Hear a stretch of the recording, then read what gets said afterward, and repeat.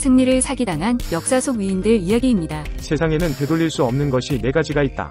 내뱉은 말, 화를 더한 화살, 지난 삶, 그리고 놓친 기회다. 패배자란 시도했으나 성공하지 못한 불운한 사람일 뿐이다. 시도하지 않았으면 실패를 겪지도 않았을 것이다. 그런 이유로 우리는 위대한 패배자들의 모습에서 우리 자신을 깨닫는다.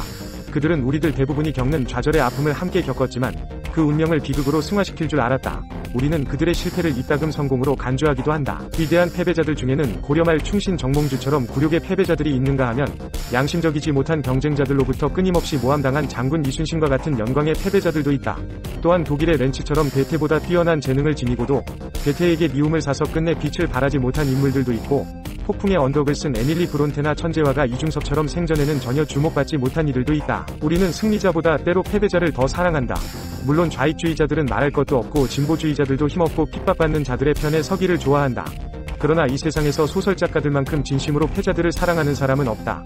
아무 죄 없이 돈에 울고 사랑에 속는 삶 속에 버림을 받아 좌절하고 낙담해야 했던 사람들은 작가들에게서 따뜻한 안식처를 얻는다.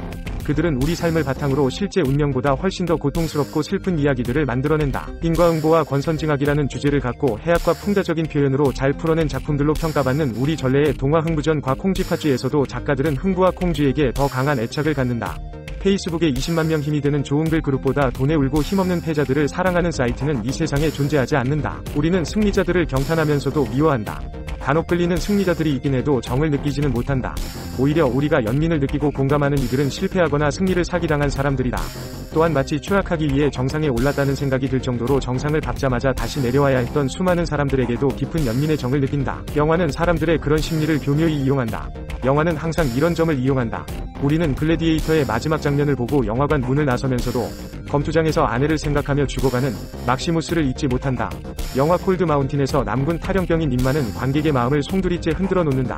우리는 영화 발키리에서 히틀러 암살에 실패하고 사형당하는 슈타펜버그 대령에 대한 연민을 덜지지 못한다. 세상사를 가만히 지켜보면 승리에 집요하고 끈질긴 사람일수록, 혹독하고 과감하게 밀어붙이는 사람일수록 정상에 좀 더 쉽게 도달하는 것을 알 수 있다. 인명록에 이름이 실린 사람들은 그렇지 않은 사람들보다 거칠고 비정하고 역겨운 사람일 가능성이 훨씬 높다. 그런 이유 때문인지 우리는 어떤 운명의 시련이 닥쳐도 밝은 표정으로 감내하는 사람들에게 박수갈채를 보낸다. 47세가 되어서야 비로소 제대로 된 관직에 올랐던 장군 이순신은 모함을 받아 파직당하고 서울로 압송되어 사형에 처해질 위기에까지 몰렸으나 결국에는 나라를 구하고 노량해전에서 전사하였다.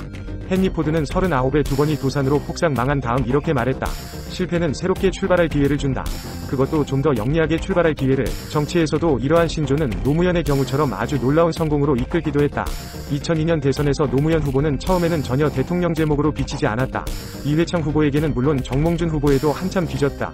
이 사람에게 치이고 저 사람에게 밟히고 만인의 비웃음거리가 되기도 했다. 우여곡절 끝에 정몽준 후보와 연합하기 전까지는 승리할 기회조차 잡지 못했다. 거기에 설상가상으로 정몽준 후보의 지지철의 선언까지 있었다. 불운의 연속의 지지자라고는 몇 명 안 되는 비주류 국회의원들이 전부였다. 그럼에도 노무현이 대통령이 된 것은 아마 패배자 보너스가 작용한 때문일 것이다. 정치인 김대중이 경상도의 정서를 극복하고 삼수 끝에 마침내 대통령직에 오른 것도 수없이 많은 실패를 겪은 패배자에 대한 진한 연민일 것이다. 서양 역사에서 오늘날까지 수많은 독자와 영화 관객들이 북부군보다 남부군의 애정을 느끼는 것도 바로 그 때문이다. 마거릿 미첼은 바로 이 남부의 패배를 세계 문학에서 가장 성공한 작품인 바람과 함께 사라지다를 만들었다. 만일 그 자신이 반대파에게는 직접 처형도 마다하지 않았던 비정한 체게바라가 살해되지 않았더라면 그렇게 큰 인기를 누릴 수 있었을까?